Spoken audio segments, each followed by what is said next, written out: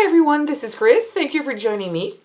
So today's tutorial is about home decor, and we're going to be making some vases a very simple way and not expensive either. So it's one of many ways you can do this, but I have found, I was cleaning my room and I have found these plaster strips, and actually that's what we're going to use. So this is an example of my of a vase. It can be different shapes, it's not an issue, but we're going to use balloons for this. So depending on the size of your balloon, you can make big ones, you can make small ones. This is more like an egg shape, so that would be probably perfect for Easter, for example.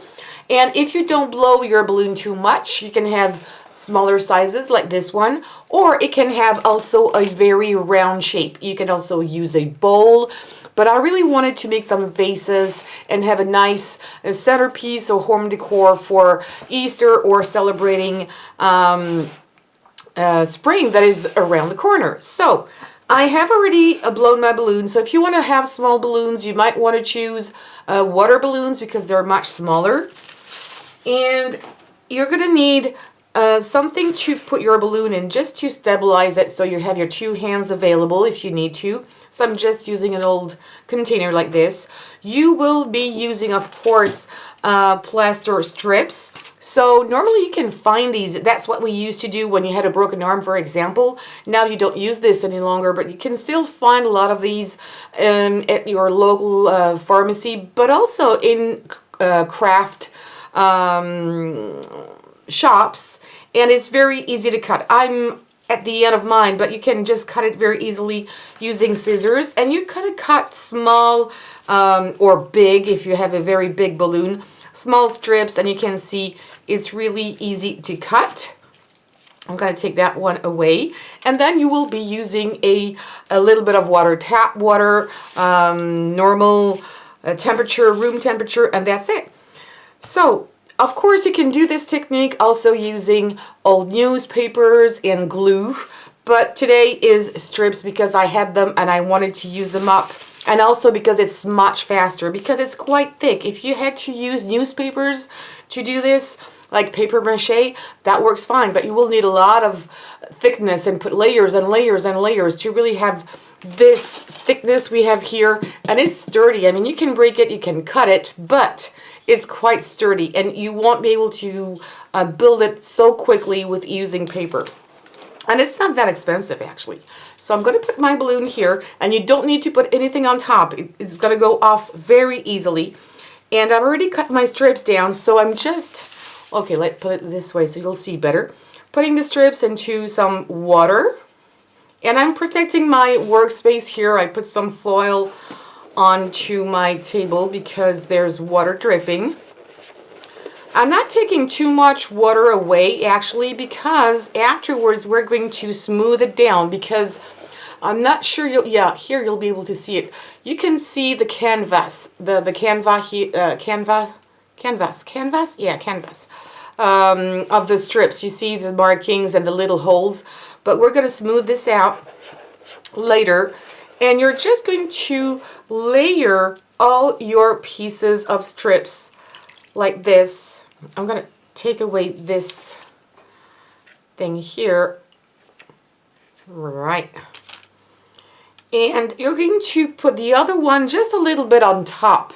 Not too much, but don't put it aside. Put it a little bit on top. You overlap them as you wish. Okay, not too much, just to make it sturdy enough.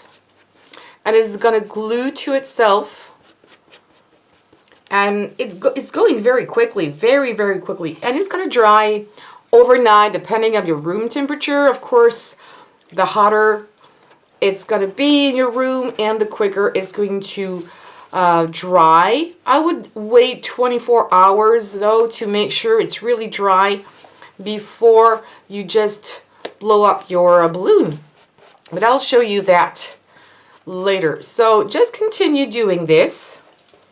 So easy. Whoops. And I think because this one is small, I'm just going to keep it in my hand.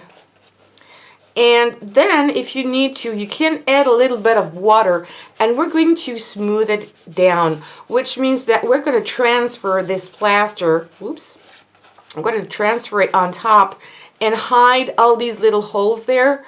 So add a little bit more water if you need to. You can see it's smoothing everything down. And also we're kind of hiding a little bit the seams here. But if you do have seams, don't worry. Later we will be able to paint over it with some just plain acrylic paint, because it's going to dry quite clear. It's not going to be totally white. It's going to be a bit grayish. At least mine is. And I didn't want to be gray, so I painted it a little bit with acrylic paint. And if you don't like the look of it because of this texture or the seams, you can also use gesso on top, which is kind of a thicker paint that has either plaster inside, or it can be, you can make yourself with plaster, your own gesso with a little bit of plaster. It's just to thicken up the your paint, and it's going to cover it and cover all your seams here and little imperfections. All right, so I'm going to continue this until I cover it almost completely, and then I'll show you what you need to do to make it dry. So see you in a bit. Okay, so my balloon is done. If you feel like you maybe missed a spot, you can cut these pieces into smaller pieces and use them like patches on top. So I'm going to call mine good. And now the only thing that you need to do is take a rope, a little cord, nothing fancy, and cut a piece of it. And I'm just going to tie a knot there. I'm going to do this way to hang it. So I'm going to hang it outside. If you want to hang it inside, that's totally fine as well, of course. Make sure you put something underneath in case you have water drips. All right, you can see there's a little bit here. I'm going to use this plaster actually to smooth everything down a little bit. Don't worry, you're not losing anything. And I think it's going to make it smoother. It won't be perfect, but it's something that you'll just going to keep for a couple weeks, probably for summer. You can't put this on your mantle or on a table. Yeah, it smoothing things out nicely. And if you have some plaster in home, you can use that too if you want to. And now you just need to hang it, cover something or put something underneath in case you have drips, and wait at least 24 hours. So that's what I'm going to do, and I'll be back to show you the rest of our decorations. All right, it's been 24 hours and now my egg is completely dry. The only thing left to do is to cut our balloon inside and take it away. All right. I would recommend doing this maybe after a few hours to make sure that the inside of your egg is also going to dry, because otherwise it's going to be a bit flimsy. Now it's completely hard. I'm not saying that you should throw it on the floor because it's still very fragile, but it's something that you have done very easily, and you don't need many layers of this this plaster. Just 1-2 layers maximum is enough. You don't need more. So you see this one, the size of this one that is a bit smaller than this one, and I have even a tinier one, and I've made a big one that I can't even show you on my camera because it's too close from me. I can't really show you the big one, but you can easily decorate them. You can also paint them in other colors. I want to keep them white because I want to emphasize the flowers I'm going to put inside, but you could paint them in a light pink, blue, green, yellow, you know, the colors for spring and for Easter. I'm going to leave them as is, and I have put some artificial flowers in here, and I think the look of it is really nice, and I'll show you pictures to have a better look at this later on, just to show you how easy it is. So flake flowers, I should put a bit more leaves, but look at that, so easy, and it's going to be nice on a table. If it's not stable enough, you can put some hot glue underneath or put it in a plate with some stones also underneath to make it a bit more stable.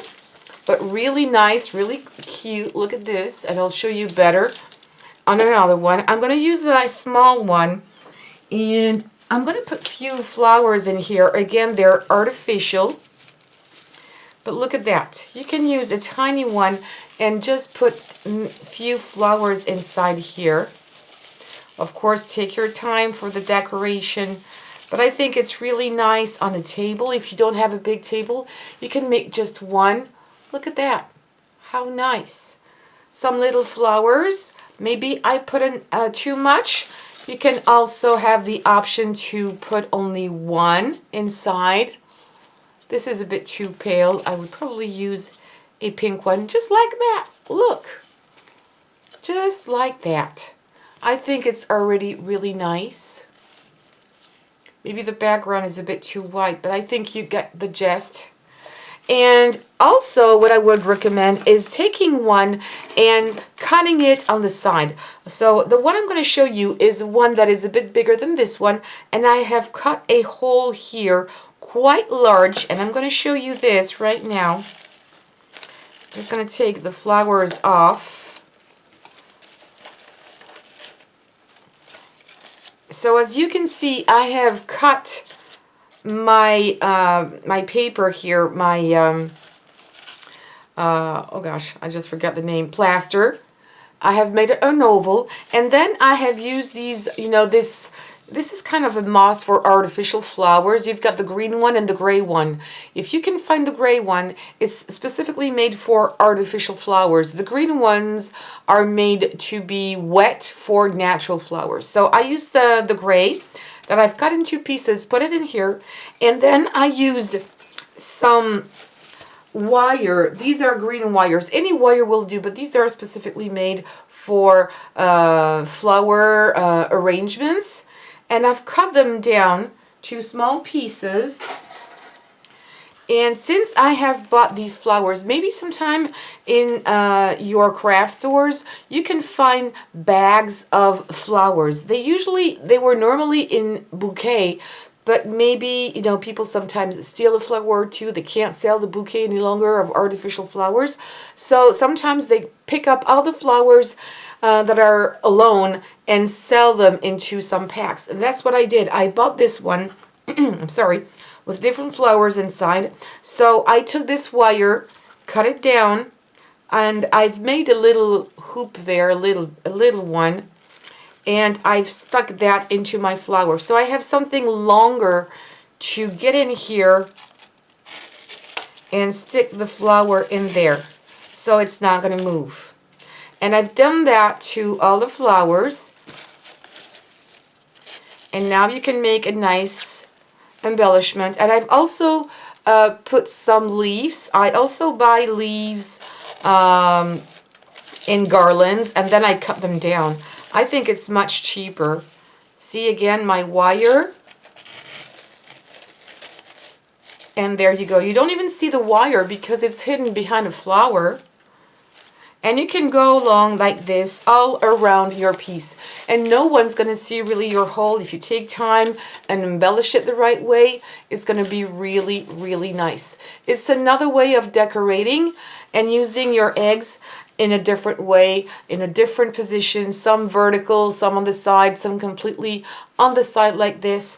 And I'm going to show you a picture, a few pictures of what it looks like on a table, so you'll have a better idea of what it looks like and how you can make your own embellishments. And again, you could do several big ones and small ones and group them together. If you have a small space, just do small little egg shapes, or even balls would do the trick too. But look at that, different sizes. This one is really big, this one is smaller, this one is in the middle. So it's so easy to do, and it's really not expensive. So let me show you some pictures first, and please don't forget to subscribe. Also, if you have any questions or comment, you can leave them down in the comment section below. I always come back to you. And subscribe, hit the bell button, and please share on social medias, and don't forget some thumbs up. Thank you so much. Take care and see you soon.